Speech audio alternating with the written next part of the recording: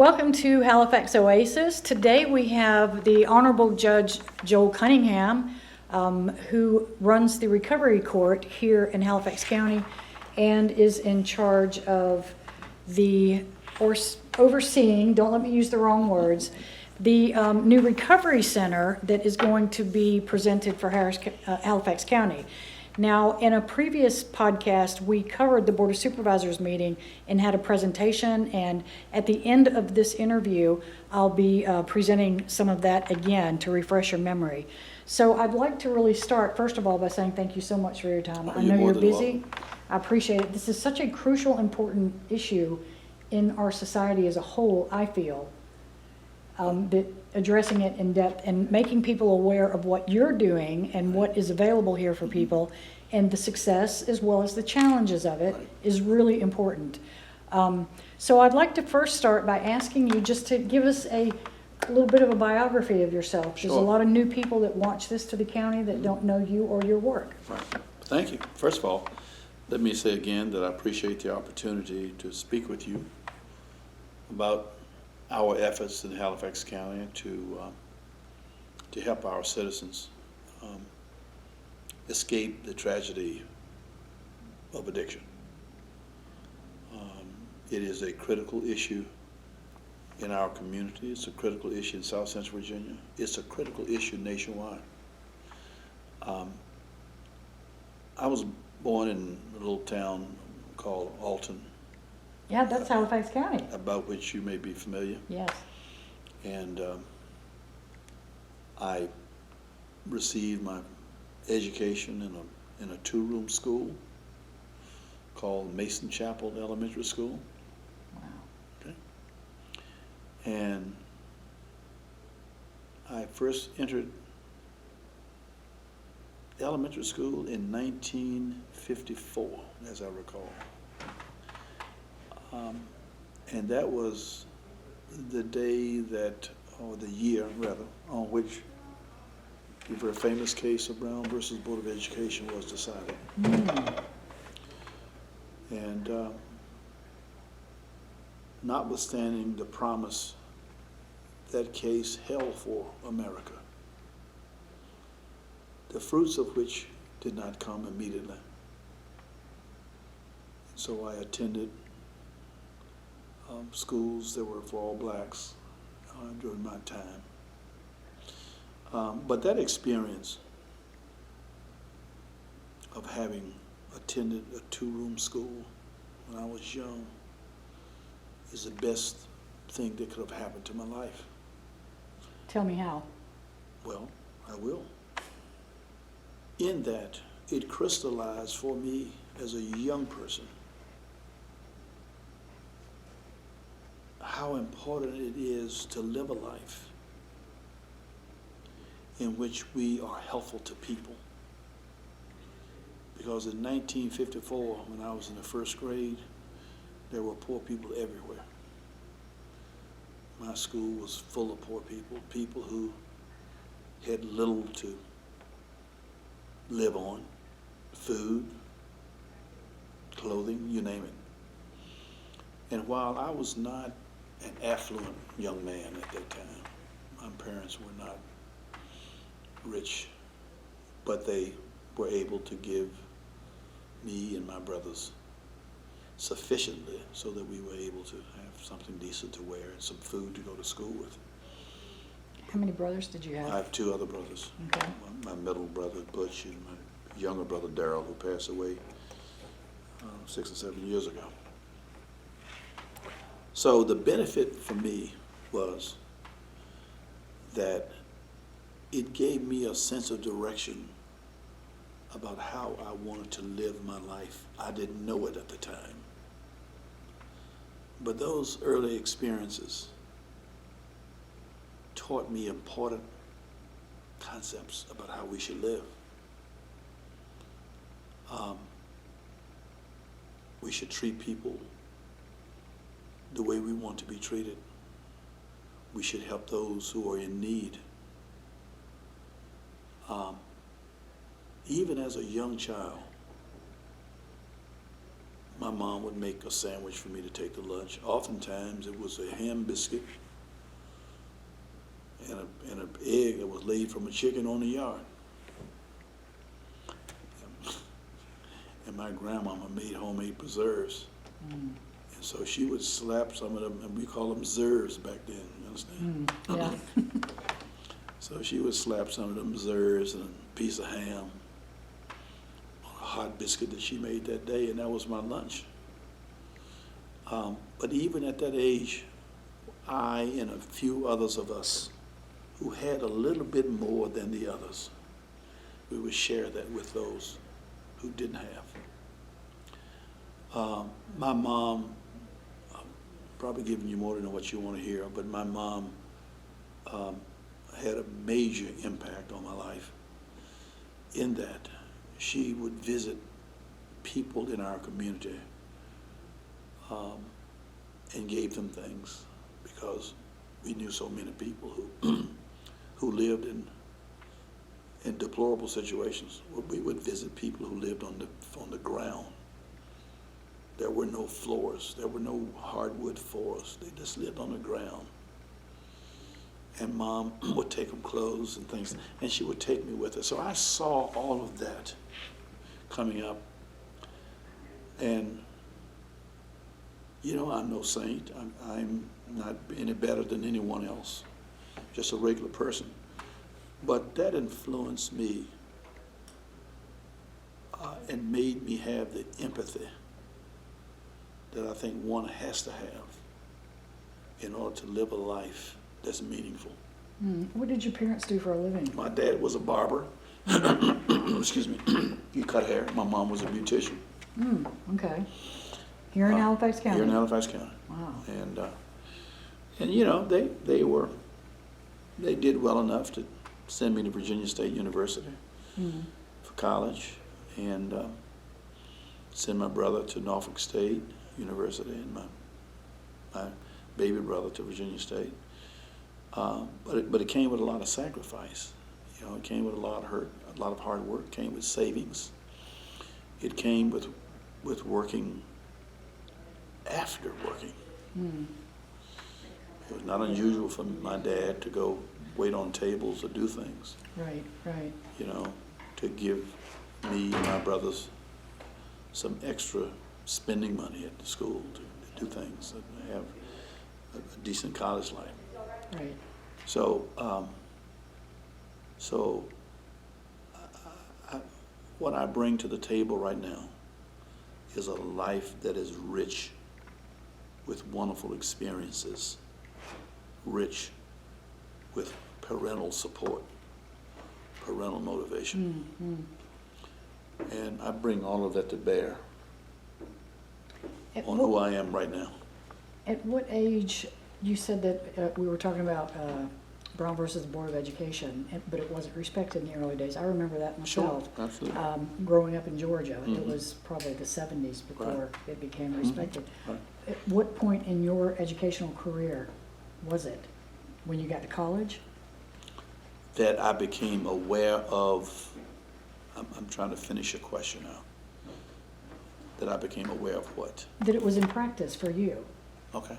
Was it integrated in high school for you, or was it until college? It was, frankly, it was, my whole experience, my educational experience is one that is characterized by going to school with other African Americans. I did not have the experience or the opportunity to go to school with other members of our society until, actually, I went to the University of Virginia School of Law. What year was that? And that was in 1972, 73, 72. So that is when I was exposed to what Brown versus Board of Education could offer. Okay? And what Brown offered to our country, to America, was the opportunity to hear diverse points of views about anything, to get to understand each other, to learn and dispelled notions that you may have had about other people, but you had no way of dispelling those notions until you lived around them, until you worked with them, until you went to school with them. And I found out that there was just there are wonderful people everywhere. They come in all colors. They come in all shapes. It doesn't make any difference. So the richness of diversity is something that we cannot do away with. We can't dispel it because it's important. I believe it's important in my life. And I believe it's important in the lives of others who've had the opportunity to be around diverse groups of people from diverse cultures, from diverse economic backgrounds. You name it. Doesn't make any difference. You know, I've often said to friends of mine now who are white and who are about my age, and I've often said to them, it's a shame that I didn't get to know you when you were 8 years old and 10 years old. You know, we share similar views, and it would have been a wonderful experience. So that characterized my early existence. I recall once when I was probably 9 or 10 years old maybe, when baseball became to be a major sport for me, one that I really liked and one that I really followed and wanted to understand. And I was always concerned about what Ted Williams' batting average was. You know, I'd hit straight to the stat sheet and say, "Is still hitting 400, Ted?" And then I'd look over and see if Hank Aaron was still the home run leader. Okay, and all of these great pitchers, and I used to follow, both black and white. Did you ever play? Oh yeah, absolutely. Yeah? Sure I did. Played Little League Baseball, enjoyed it. You know, it's what we did when I was coming up. But yeah, that was all good. But my point is that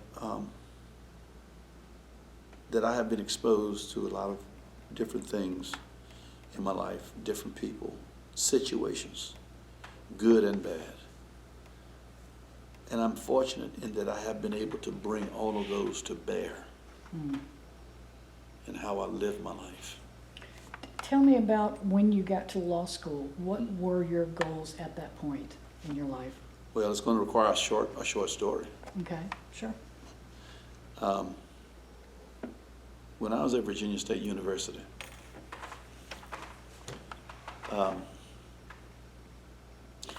you know, and I tell the story not to embarrass anybody, okay? Not to make anybody feel bad, but to talk about history and to show and to point out how far we have come since the time that I was a young boy, you know, traveling the streets and roads of Halifax County, Virginia. So when I was a sophomore, I think, at Virginia State University, I may have been a junior. I think it was more likely a sophomore. And my brother was a freshman at Norfolk State University. We would come home during holidays, and on one particular holiday, I can't recall whether it was Thanksgiving or Easter or just what, but it was a holiday. It wasn't like it was Thanksgiving. And we had gone to a little house party in town. That's the type of parties we went to back then. There were no organized parties where you went to somewhere. You just went to somebody's house and went out in the backyard and had a good time. Yeah. It was all healthy. Yeah. And we went to this party. It was Saturday. And as we were about to leave to come home, my brother said, Butch, said, "Hey, look, let's stop and get us something to eat." And I said, "That's a great idea, Butch. You know, but Butch, there are not many places we can safely stop at." He said, well, maybe we can try this place in Riverdale. Maybe we can try that. And maybe if we come up with a plan, you go in and get it. You just order it. Don't sit down. Because sitting down then was taboo. And I said, well, let's try it. So I went inside the restaurant as calmly as I could be, and asked the proprietor if I could have a hamburger, I'm sure it was a hamburger or something, and a drink, and I wanted two and to take it away. Well, to my great surprise and horror, the patron, the owner of the restaurant, not only did not give me a hamburger and a drink, he pointed a pistol at me and told me if I didn't get out of his establishment right away, that he would blow my head off, or some words to that effect. Okay. And I said, sir, I don't mean any harm. And so I backed out. So when I get out to the car where my brother was, I saw that he was in tears. And I'm saying, which one is wrong with you?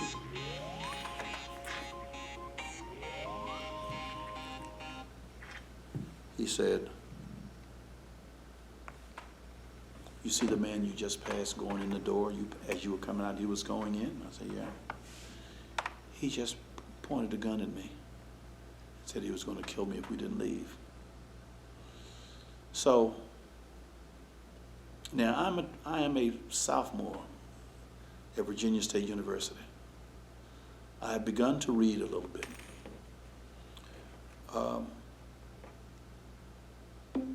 I had begun to hear lectures from important leaders in our community who talked about civil rights and the things that we were entitled to enjoy as citizens of our community.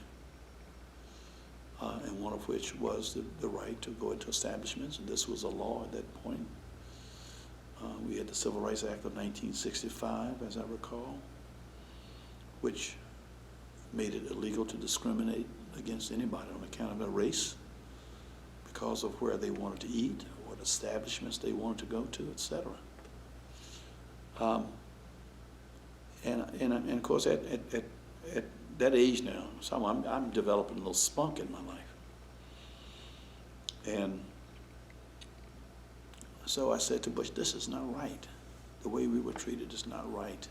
So I immediately went over to the magistrate in Halifax County and have a warrant issued against the owner of the establishment for brandishing a firearm and threatening me with a firearm. I didn't know the gentleman who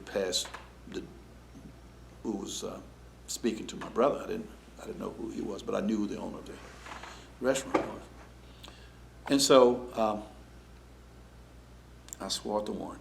At that time, there was a young prosecutor in town, a white gentleman by the name of J. Willard Greer, who was fresh out of Washington and Lee University Law School. And I think he had become the Commonwealth's attorney. And so on Sunday morning, we were getting prepared to go back to school, to go back to college, my brother and I. So Mr. Greer called my mom and said, Miss Cunningham, I heard what happened to your sons on Saturday evening. And I understand that they have filed a warrant against the alleged perpetrator at that time. And he wanted to know, I just want to know if I can have the opportunity to speak with them a moment before they. Mom said, well, I'm getting them prepared to go back to school, but I'm upset about what happened to my sons. And he says, I can understand that. But I want to talk with him about what happened. And Mom says, well, okay, they'll go back Monday. When do you want them to come? Can they come by Monday morning?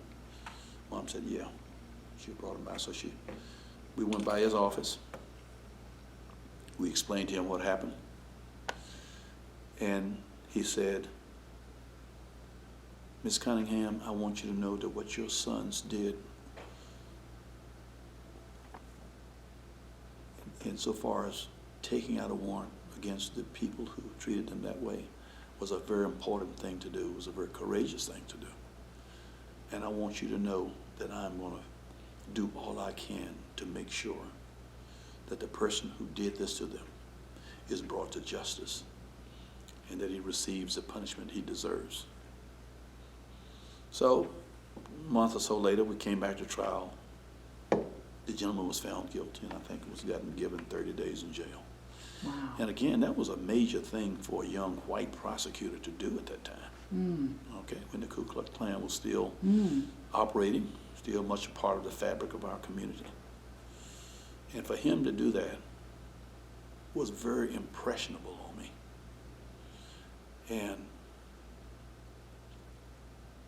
And after he talked with us, he said to me, well, what are your plans in life? What do you want to do?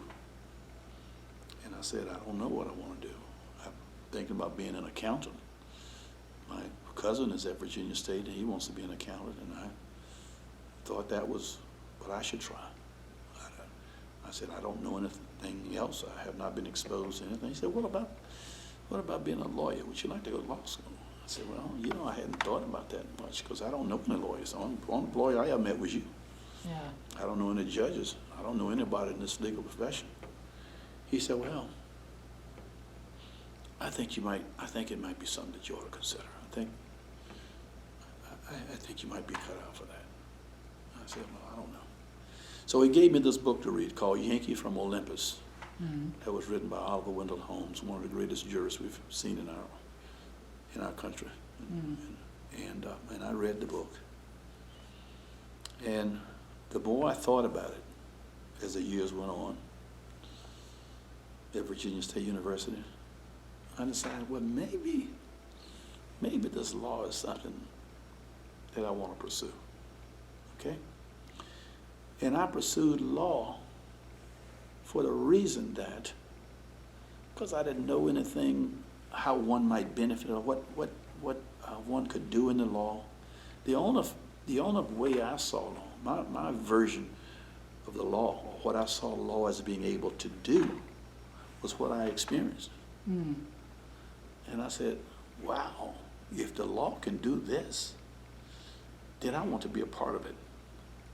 So my ambition to become a lawyer stemmed from my experience, the way I was treated, from the encounter I had with a young white prosecutor by the name of J. Willard Greer, and what the law could do insofar as justice is concerned. That's an amazing story. Yeah. So when you finished law school, what did you do? I worked 2 years. Where? I worked in Washington, D.C. for Department of Finance and Revenue as an accountant. And I decided I didn't like that. So I decided to come back home, and when I came back home, I became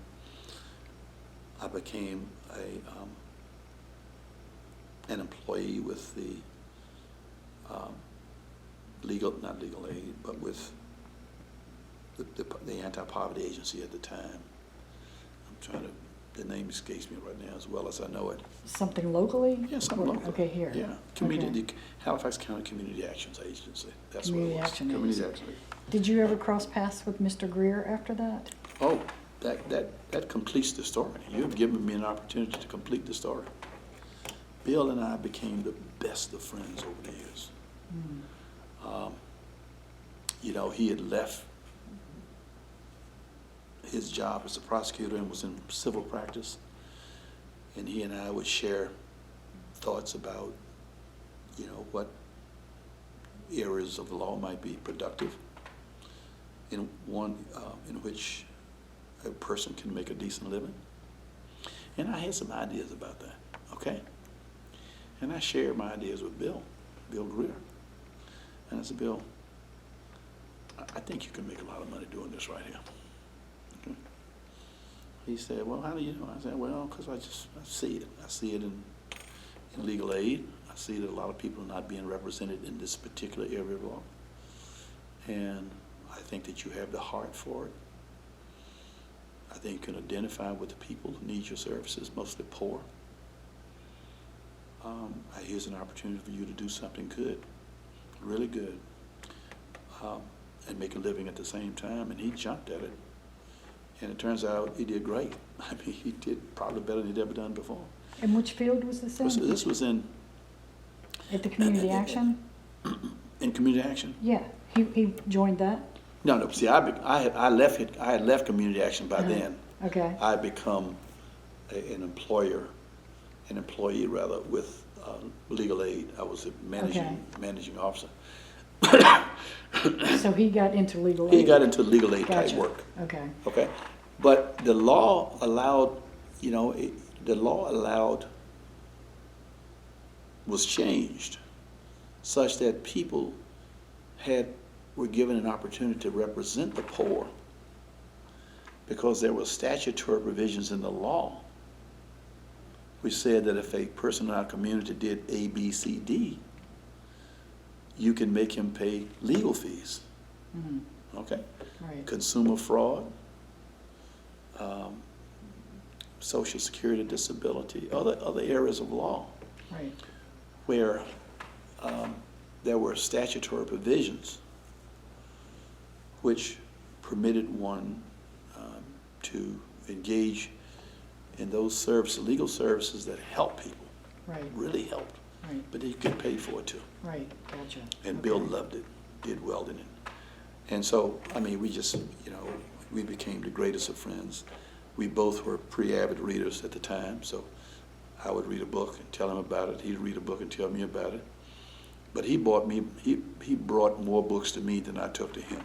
Mm-hmm. It seemed like every week Bill was bringing me a new book, and I said, Bill, wait a minute, I didn't have any time to read that. Jesus, give me a break. But we became real close. I preached his funeral. Mm-hmm. I delivered the eulogy at his funeral. I'm not a preacher, but I delivered the eulogy at his funeral. Mm-hmm. And it was the greatest opportunity for me to talk about a person who's very influential in my life. How long ago was that? At the funeral? Yeah. Quite some time. 15 years ago. Okay. 10, 15 years ago. So Bill was a good friend. And of course I have to give a little shout out, if you will, to Ted Bennett. So Ted Bennett actually was responsible for my coming back to South Boston. How so? Because my first job here was an assistant prosecutor. Mm. So Ted offered me a position as his first assistant commerce attorney. And the good thing about it at the time was that I had an opportunity to have a job that paid me a standard salary, that was predictable. Right. But it also allowed me to practice civilly at the same time too. So I had a chance to do a little civil work that made sure that my family could eat every night. Right. Uh-huh. How do your parents react to this evolution of your vocation? Mom, I think Mom was very, very proud.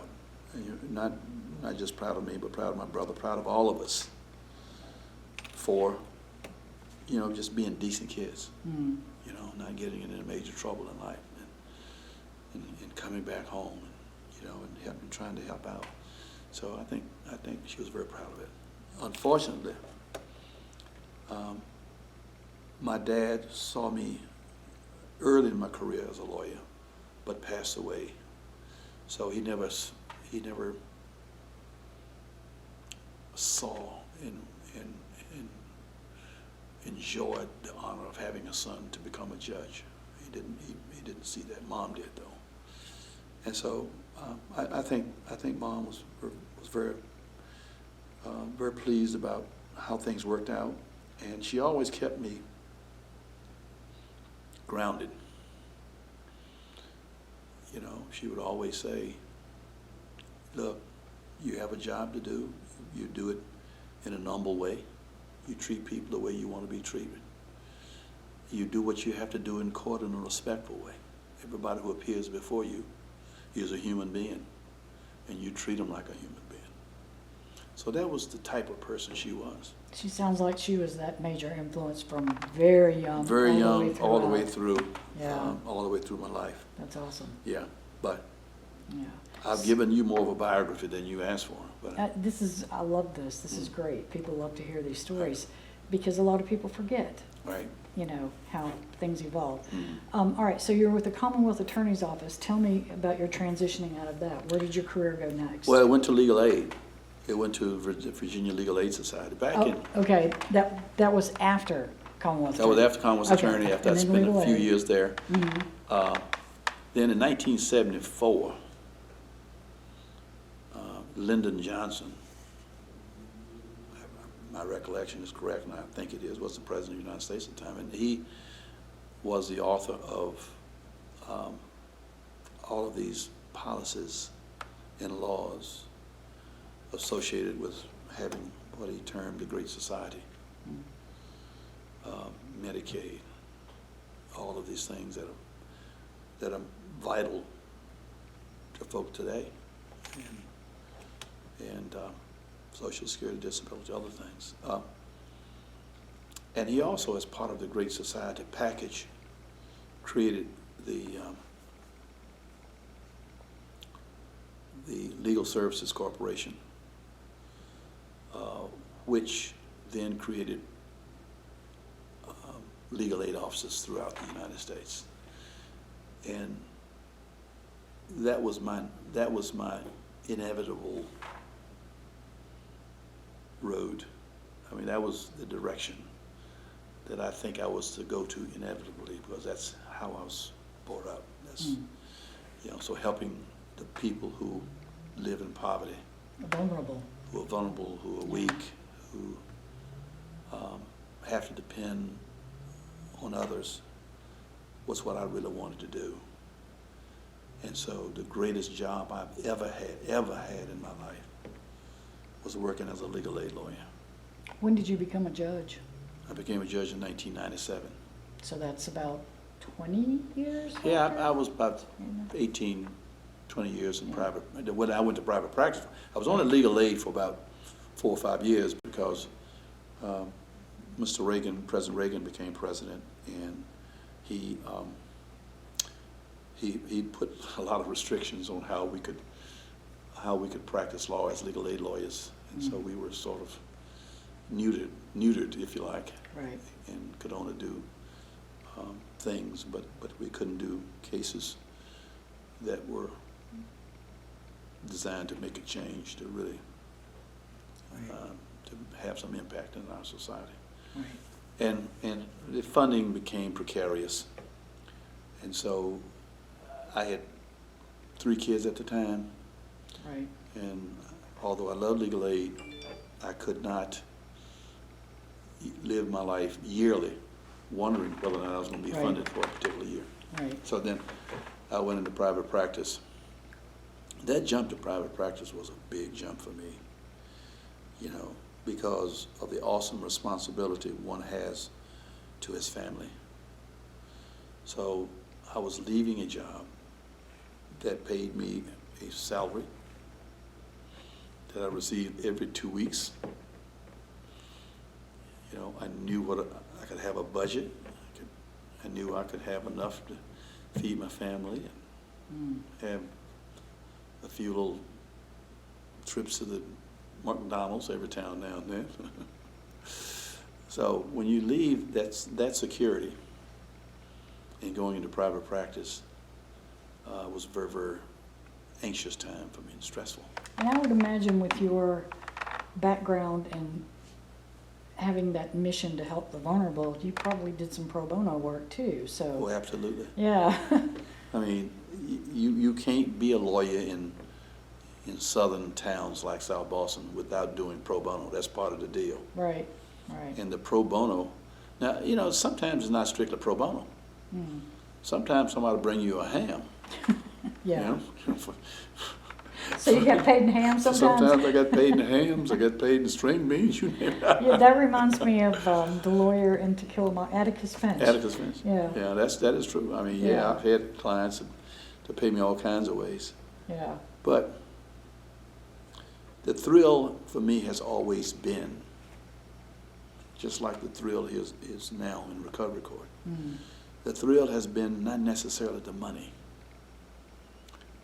But what happens to a person after you have intervened in her behalf, after you've done some things to make a difference? People who have never had the opportunity to be treated with respect, and when they see that even though they're not paying you anything, you treat them as if they were a paying client. You return their calls. It's a huge difference. Well, before we get more into recovery court, let's move to 20 years in private practice, Okay. then you became a judge. Right. Now tell me, segue that into recovery court. Okay, so became a judge in 1997. Didn't know if I really wanted to be a judge. Okay? And I guess if we go a little longer, we go a little longer. And I have to tell you this because it's such an important thing in my life. Please. I'm sitting on, this was a Wednesday. I'm sitting in my office right across the street from this courthouse where my son practices law right now. And he had taken the bar, not had just taken the bar, but he had finished law school, had taken the bar, waiting for the results to come in. And our dream was to practice together, son and dad. And so on a Wednesday, typical Wednesday, I'm at office working, my secretary calls me in and says, Joel, you have a call from Delegate Ted Bennett and Louise Lucas, Senator Lucas. And I immediately became nervous and anxious because I'm saying, why in the world would they be calling me? What is it? What's going on? I mean, I searched the last month and year. I said, I can't think of anything bad I've done in the past 6 months. And so I said, I answered the phone. And they said, Joel, Ted said, Joel, what are you doing? I said, Delegate Bennett, I'm trying to make a living. I'm practicing law. It's Wednesday. I'm a lawyer. Lawyers have to work every day. He said, well, we're thinking about, Senator Lucas said, we're thinking about making you a judge. Making you a judge. I said, I didn't ask for it. I mean, thank you for considering me. I didn't ask the bar to endorse me. I knew that a judgeship was available, but I didn't pursue it. And I'm going to be honest with you. It's important for me to be honest. I didn't pursue it for two reasons. One, I didn't know if I wanted to be a judge. And number two, I didn't think that they would support me anyway. There weren't many African Americans who had been judges around here. There was one before me, Irvin D. Sugg. And frankly, I thought it was going to be business as usual. And so they said, well, come on down anyway. We think you'd be a good judge. Come on down. And I said, when do you want me to come down? And this was about 9:30 now. He said, well, come on down. Can you be here by 12 noon? I said, well, tell me a bit. That's only about 2.5 hours. He said, yeah, come on. You can make it. Come on down. Just get in the car now and come on down and come straight to the Courts of Justice Committee. And we'll take you as soon as you come down. So I immediately got off the phone, told my son. He quickly said, Dad, don't turn them down. You don't know what you might want to do later. I know we had planned to practice law together, but let's just go on down and see what they got to say. Right. So we jumped in the car, took off, put a jacket on. I already had a towel on the thing. So we jumped in the car, and then on the way down, we rehearsed questions that they might ask me. Right. The first one that came to my mind, why you want to be a judge? I'm saying, I didn't want to be a judge. What answer did you come up with? Yeah, since you said you didn't want to necessarily. I came up with something, and a few other questions. Well, got to the hearing right at 12 noon. Went in, and they asked me some questions, some of which I did not anticipate, but I was able to give them a decent answer, apparently. And I finished and walked back outside. Well, Delegate Bennett and Senator Lucas ran back outside the court hearing room where I was and said, it's your job. You got the job. I said, what? And he said, I said, well, when do I have to decide? You got until Friday. I said, when's it now? So 2 days. So 2 days. So anyway, my son and I jumped in the car, came back home, and we talked about it. And he said, well, Dad, I think you should try it. I think you should go for it. You've been in private practice now about 20 years, okay? I know we talked about practicing law together, but Dad, I'm right across the street from you. Mm. And I can't hear your cases anyway. You can't hear my cases. So you still can help me answer questions about things, because I can't be, you know. Right. And so it's kind of like we still going to be partners Working together. together. Sure. And that sort of clicked in my mind, and I decided to take it. And it was the best decision I've ever made in my life. Awesome. What prompted the reluctancy initially? I think it was.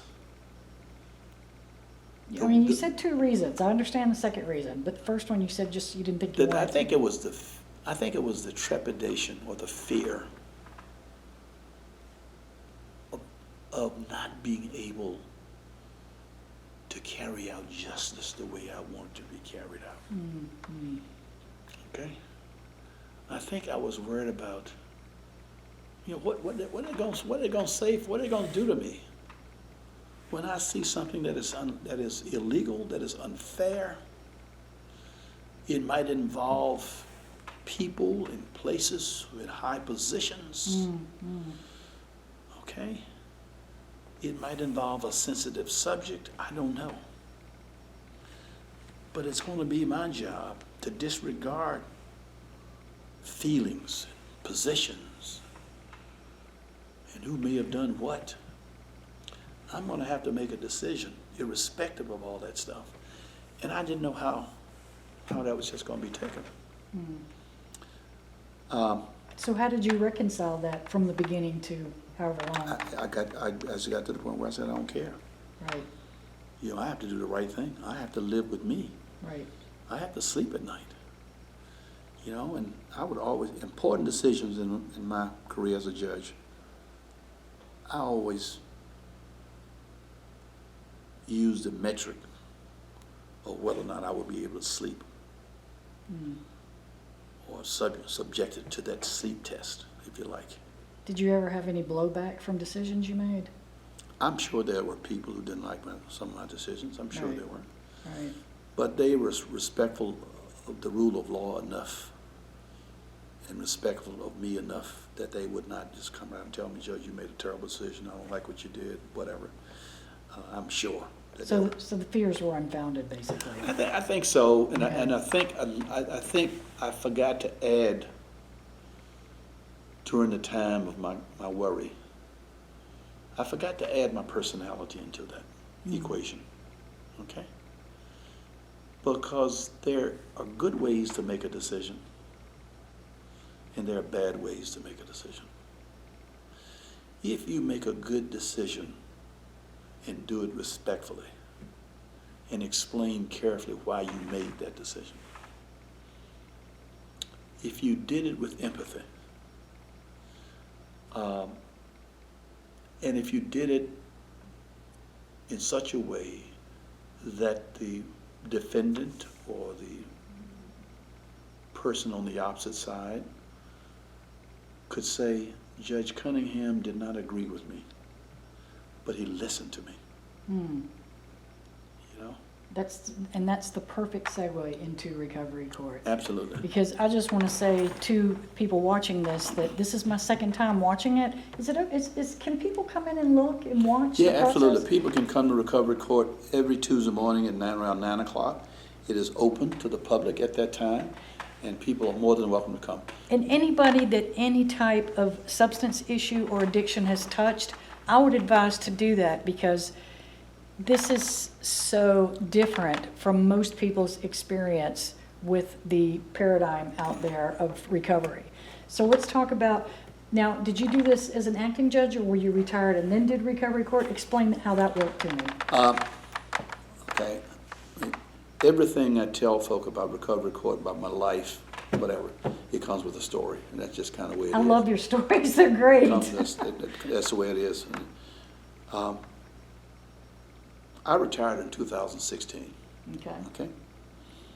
And that was around 20 years on the bench. But before I retired, several years before, substances and substance use was becoming a major factor in the criminal justice system. Okay. Our dockets from the time that I first started as a judge in 1997 became more and more dominated by people with substance use disorders and crimes related to substance use. And somewhere in the year of 2012, I began to see the failure, for lack of a better word, of the criminal justice system in dealing with people who had substance use disorders, but who were not major criminals. Okay? Now, when I was a judge, I had absolutely no problem, lost no sleep, sentencing someone who was a pusher, who gave drugs to our children. You know, that person, in my view, should be off the street for peddling poison in our community. But there was a difference in a drug user who uses for himself, who's not a pusher, who has not committed major criminal offenses in his life, but who used drugs and committed crimes primarily for the purpose of getting drugs. Right. I put that person in a different category. Okay? So you had category one, this serious criminal, may have been using drugs himself, I don't know, but a major distributor pushing drugs in the street. He was in a separate category. He would get severe punishment. That second person in the other category, who was using to take care of his own habit, those were the people who caused me the great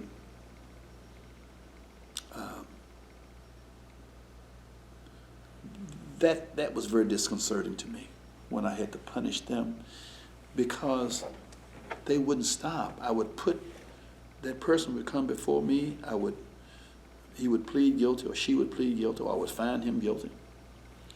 And then I would sentence him to probation, usually for the first offense. I would send him back out into the community with the instruction that you are not to use drugs anymore. And if you use drugs again, I'm going to put you in jail. 30 days or less, he's right back in jail again. Having tested positive for drugs.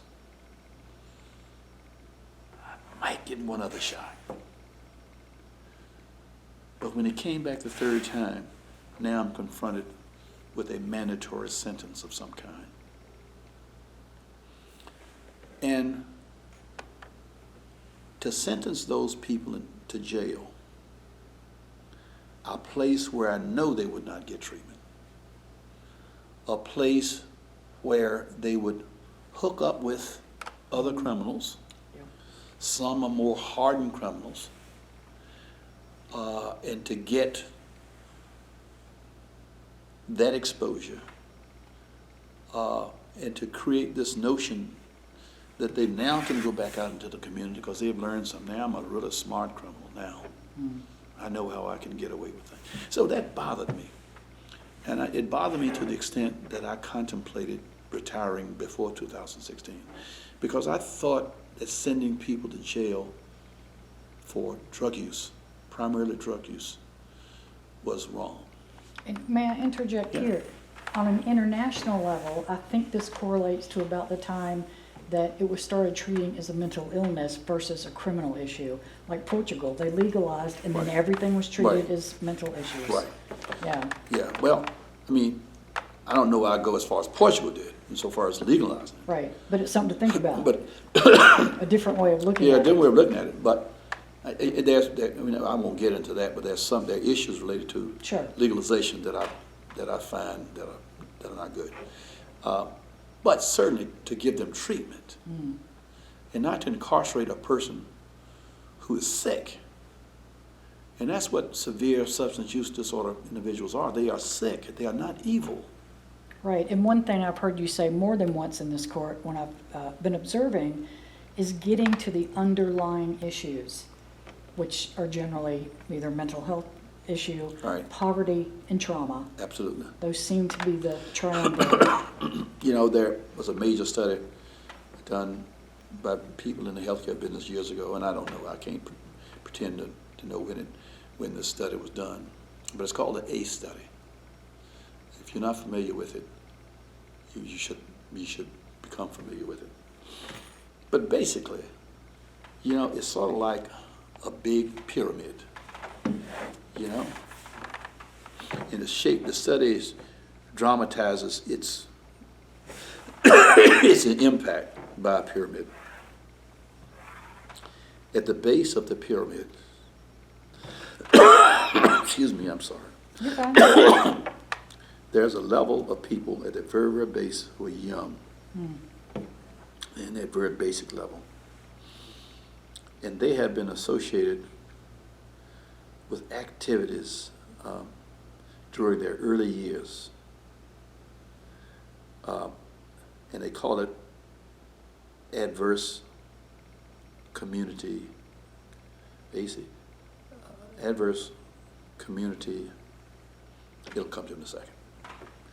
But anyway, they were young, and they were subjected to a certain amount of trauma during those early years of their existence. Severe trauma. It may have been living in a deplorable house. Neglect. Huh? Neglect is trauma, yeah. It may have been parental neglect, emotional and physical neglect, from physical issues from perpetrated against them by the parents. You name it. And those issues, those early advanced childhood conditions, I am familiar with that, okay, yes. those advanced childhood conditions tend to follow them as they go up the pyramid. We see those issues manifested in their behavior in school. We see those conditions manifested by juvenile delinquency, getting into problems at an early age. And we see that escalating into more serious criminal difficulty. And then we see it at the top of the pyramid, early death. So what we try to do in recovery court is to be trauma informed. Our first mission is to find out what traumatized a person. We never ask the question, what happened to you? I'm sorry. We never ask the question, what's wrong with you? Right. It's what happened to you. That's taboo. Right. We ask the question of what happened to you. And we try to build a place of refuge for you here. This is a safe place for you. This is where you can come and people understand what happened to you and the reasons why you are today. Here's a place where you can tell us all about your life. You don't have to be dishonest to us. We understand. And so that is the key formula in turning a life around. Empathy, understanding what happened to a person, getting him or her to understand that they're okay, that there's nothing wrong with you, getting them to understand that you have a lot of life yet to live, and you can make a contribution in our society. You are a person of value. Never forget that. And so we employ all of these correct approaches to changing behavior. So, and it okay. works. So you retired in 2016. Were you doing recovery court after you retired? And How did it happen? Because there's recovery got you. court all over Virginia. How did Right. it get to Halifax County, and how did you get I got involved you. in it? I got you. So instead of quitting, okay, the bench, retiring from the bench early because of, this not treating people with addiction disorders correctly, I decided that perhaps the thing to do is to start a recovery court here. So a year before I retired, I met with Frida Holliday, met with Collins attorney, Ms. Quackenbush, Ms. Martin. I met with sheriff, police chiefs, probation and parole. So everyone was familiar with the model, it just wasn't here? It just wasn't here. Okay. The model has been out there for 30, 40 years now. Has it? Yeah. Okay. Started in Miami. Okay. But it finally found its way to Virginia.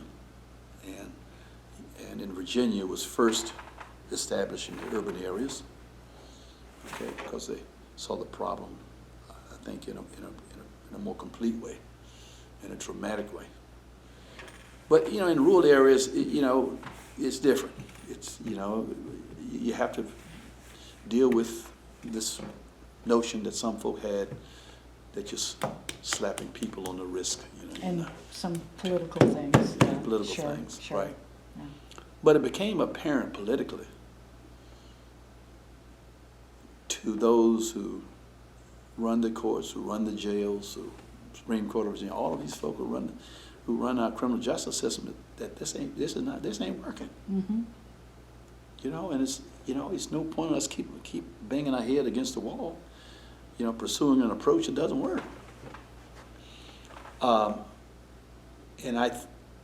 That is the approach that we use here in Halifax County. We have a board of supervisors that were just remarkable in terms of understanding the concept of recovery court, how it could change lives, and how it could save money. When was the first one here?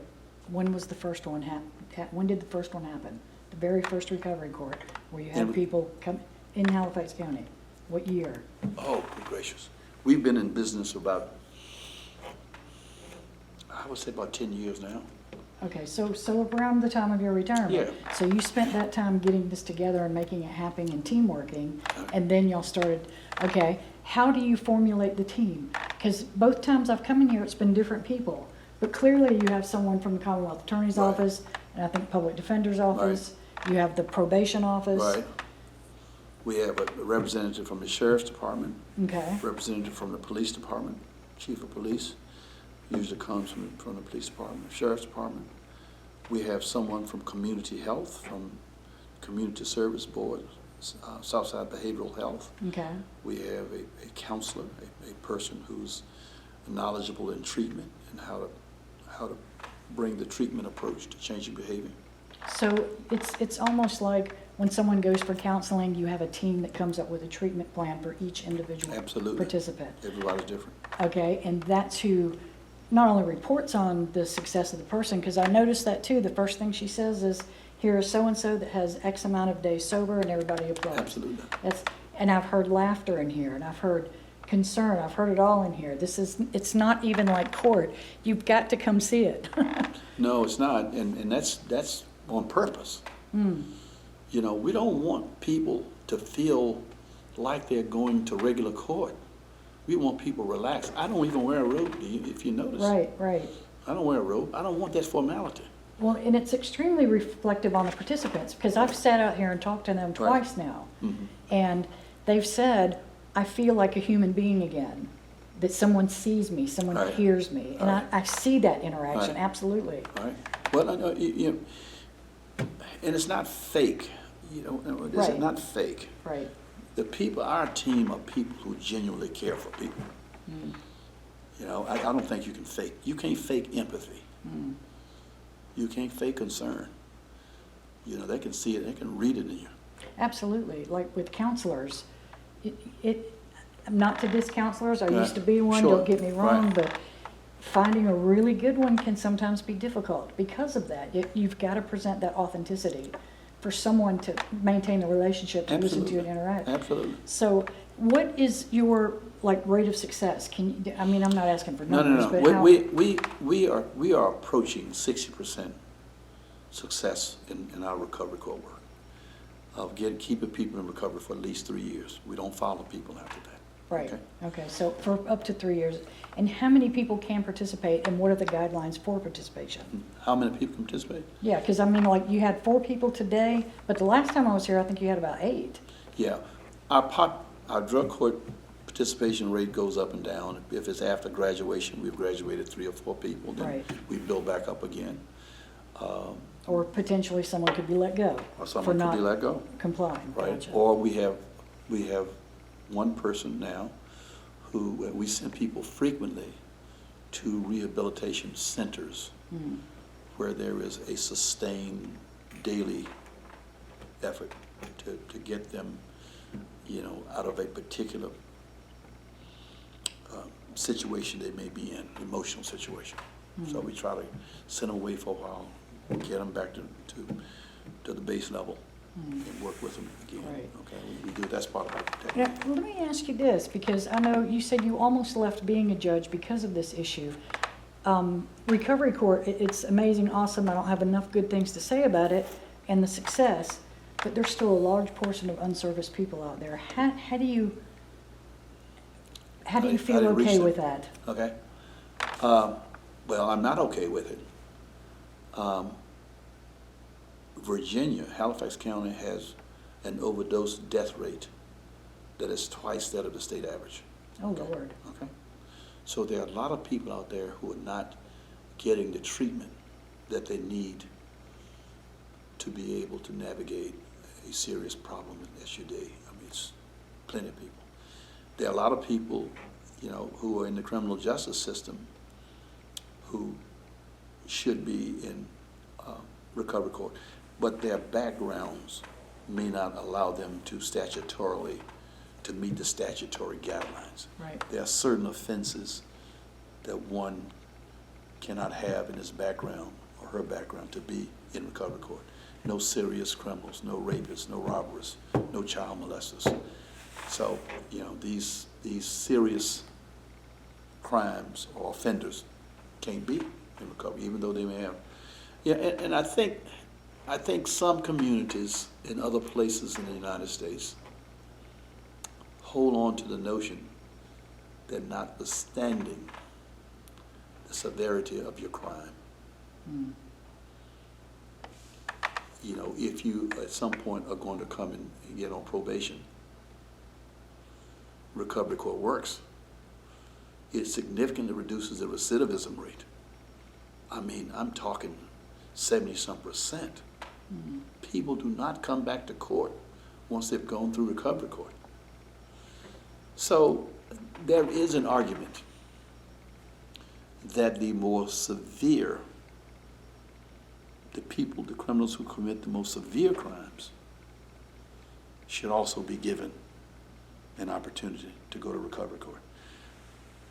Don't know if our society is ready for that right now, okay, particularly in the rural areas. Right. Okay, but I believe a case can be made for it. I'm not making that case right now. I'm making a case for those people who are not heavy, hardened criminals and who can be helped. I'm saying they should not languish in jail right now. Right. Let's get this under our belt and we'll go from here. Now, one thing that was told to me, and it may be inaccurate though, was that to be part of recovery court, it's not like somebody who has a one-time offense, and it's for, and it's not for the heavy hardened criminals, but it's also, it's for people who have had more severe drug issues Yes. that need more help. Right. So in other words, if someone gets in trouble and has an issue, they're not necessarily, just anyone with an issue cannot come and say, I want to be in recovery court. Well, that is true. So there's some type of threshold. There is a threshold. What is There is. that? Well, that threshold is that we have a policy, and most drug courts have a policy, that that people who benefit from recovery court, and this is based upon objective evidence over time. This is not something that's speculative. This is something that the experts have studied.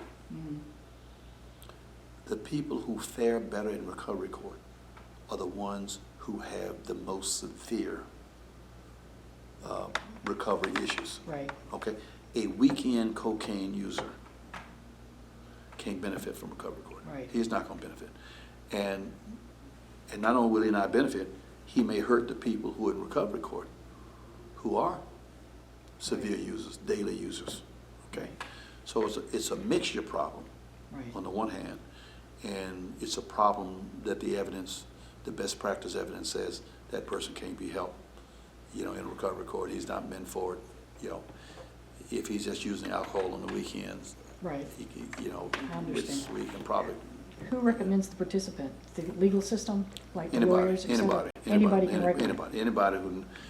anybody who knows a person who is facing a crime and who's facing criminal punishment can approach the Congress attorney, can approach the defense attorney, or anybody in the criminal justice system. Like, this person has a serious issue with drugs. That's good to know. Anyone in the criminal justice system, if they're facing a crime and has a drug issue, you can go and discuss with them about being a participant in recovery court. Absolutely. It could be a relative. Could be a cousin, who has a nephew, who's an uncle who has a nephew who's coming to court, and the boy's on drugs. And he might say, he might be a good candidate for the criminal. And then we will subject that person to the protocol that we usually subject people to. Criteria, all that kind of stuff, to make sure he's eligible. Right. But we're not in the business of denying people in recovery court. We want people in recovery court. But we got to have the people who, according to the best evidence standards, Are going to succeed. are going to succeed. Okay. I know I'm being very infringing on your time, that's so all right. I'm going to wrap this up soon. I wanted to discuss the new recovery center, but you did such a good presentation at the Board of Supervisors meeting. If you would send me an updated PowerPoint, I will share that with this podcast. Okay. Because the first one I got didn't have all the statistics in it. Okay. So that would be great, and then we can further explore that just online. I'm feeling very hopeful about this recovery center. Do we have a time frame as of yet? We plan to break ground in 27, late 27. Late 27, breaking ground. Right. Okay. That's our plan. Okay. And we plan to build a 100-bed residential recovery center in phase 1, and we plan to build a workforce training center in phase 1. Okay. Phase 2 will be the 32 step-up apartments. Okay. People stay in the recovery center, and my iPad is the recovery center. This is the workforce training building over there where my phone is, and these are the step-up apartments. People generally have to be in here in the residential center 14, 16, some as much as 2 years before they're ready for independent living. So there's no point in having a place open for 2 years with nobody in it. Right. Okay? So we're going to delay that. Right. And I think it also makes sense to delay it for pragmatic reasons.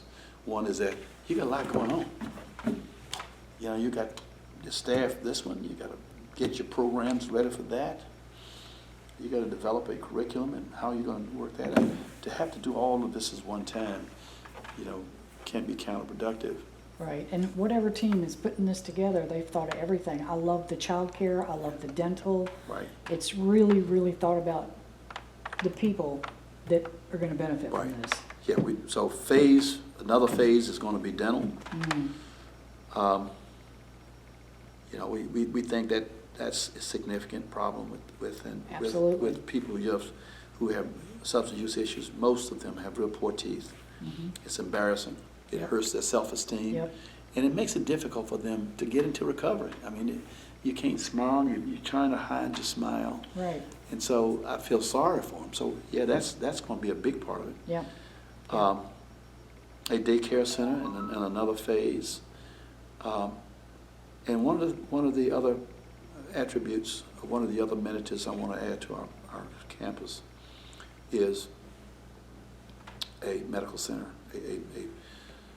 not an emergency room, not a hospital, but something that will allow a person to walk right across the street to the healthcare center if he has a cold, if he has a flu. I just think it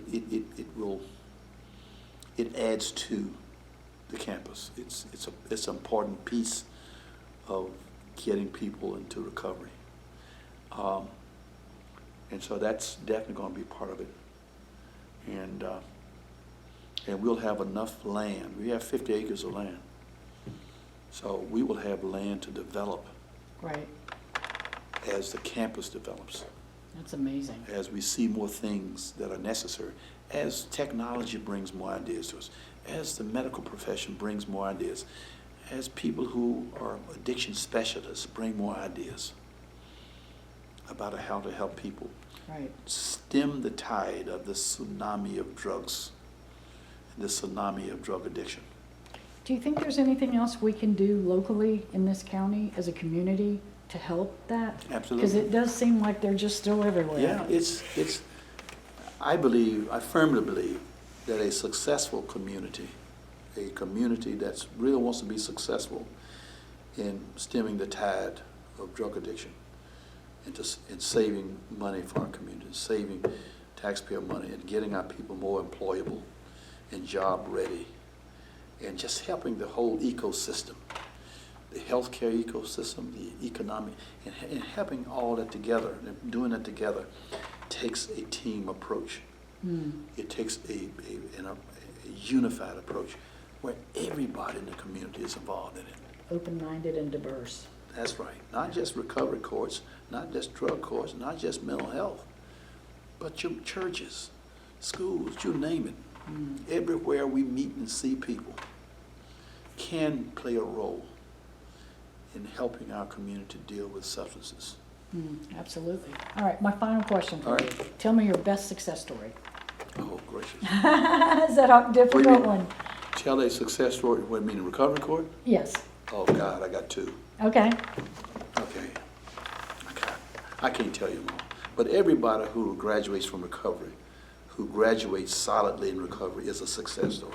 And everyone deserves some mention, but I can't mention them all because we got many. But there are two that come to mind.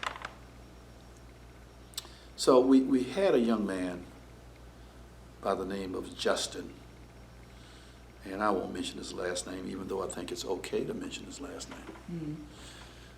And so Justin appears in our recovery office, Ms. Holliday's office, for his first appointment to determine his eligibility to recovery court. And he did not manifest the attitude or the behavior that you would like to see in somebody who is about to start a recovery journey. Right. Nonchalant, I don't care, not dressed right. I'm just here to do this little thing so I can, get on back to my life. I'm gonna pull my time in recovery because it's easy to do that and go to jail. I don't want to go to jail. I want to do this. Okay, manifest that attitude. Well, I mean, a lot of people have that attitude when they come here. They just want to do their time. Right. I gotta finish recovery court. I'm gonna do that, and I'm gonna resume living. Okay. A lot of people have that attitude. But Justin came to recovery court, and on his first day, he was kind of like what Frida said he was going to be. But over time,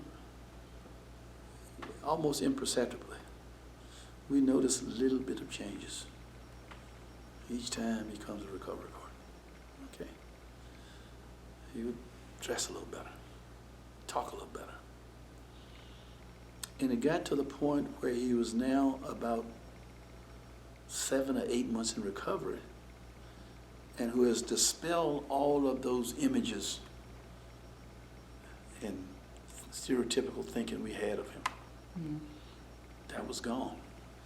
And so he is at the point where I can confidently say to him, Justin, you are an amazing person. You are doing well. We are so proud of you. You're just incredible, okay? And he thought about it a minute. He said, you know what I'm going to do? I said, what is that, Justin? He said, I'm going to change my name. I said, what you going to change it to?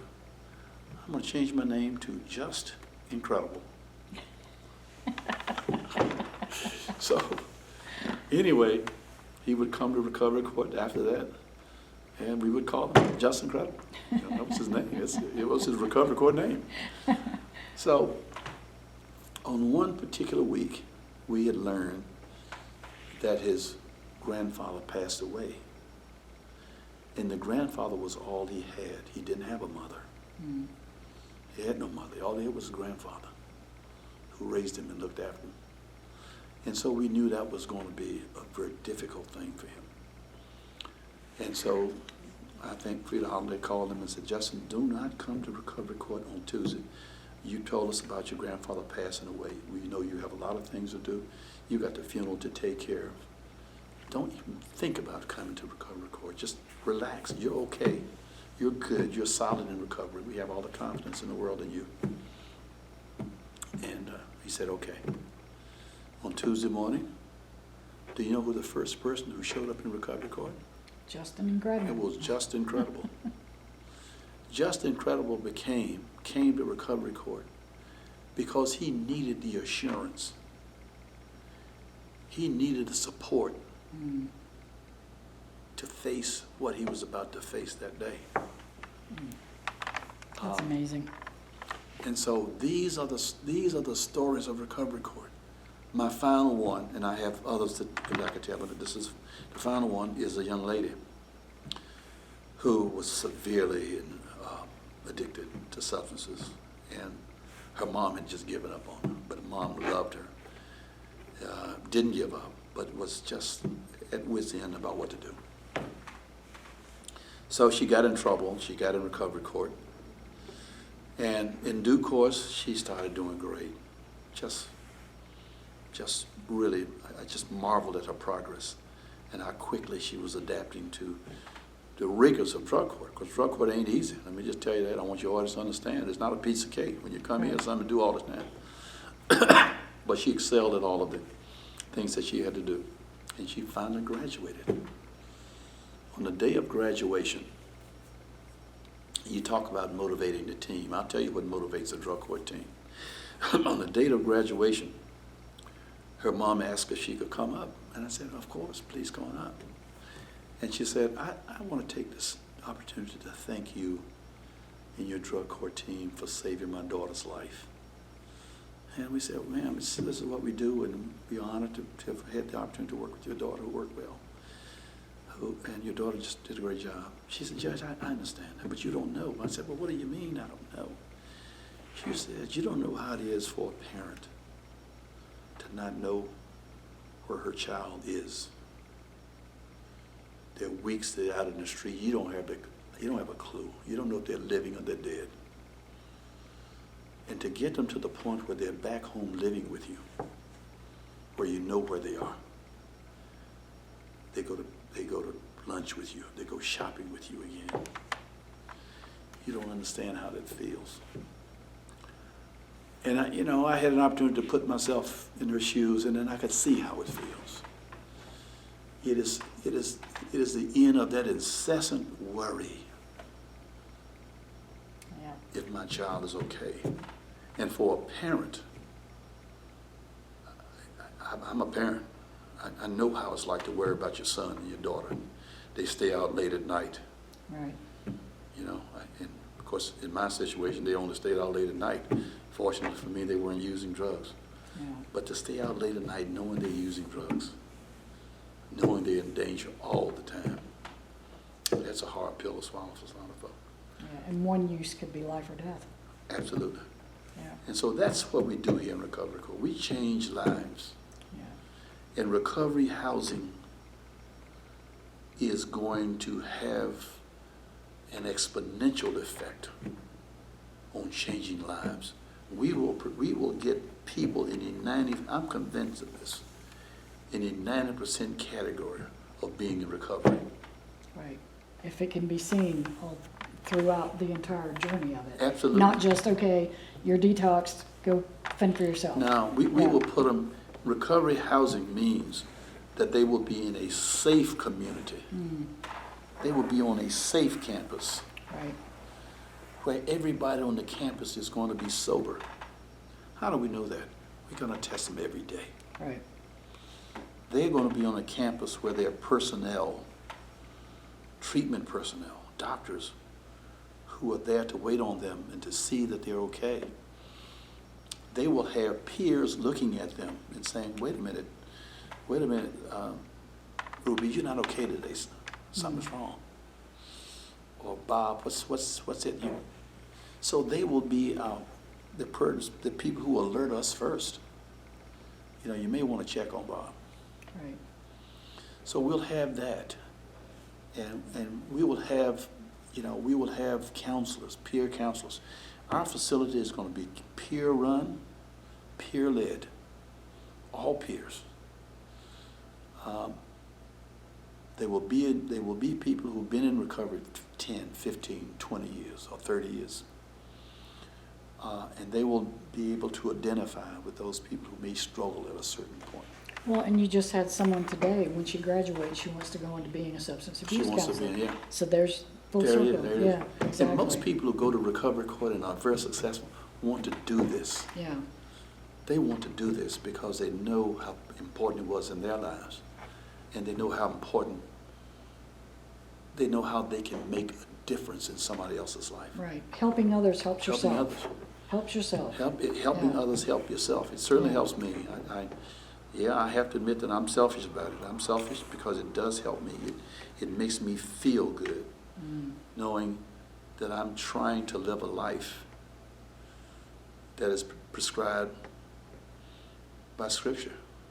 And your mama. And my mom, That's following right. my mom Should and my be dad proud. and others Yeah. who believed in helping people. I mean, it helps me. It makes me healthy. So a lot of people want to do this, and I can certainly understand why. But Well, anyway. that's just great. I could hear your stories for a while. Maybe we could do a series sometimes. Well, I'd be more than happy to talk with you some point. Okay. I probably gave you the full hour you requested. You did. And I sure appreciate it. Yeah, you're more than And welcome. thanks to everybody for watching, and if you get the opportunity to come and see this, because it's almost miraculous, to be honest with you. Thank you again. Thank you. Good seeing you. Lisa, too. have a great Take day. care. Sure, you too.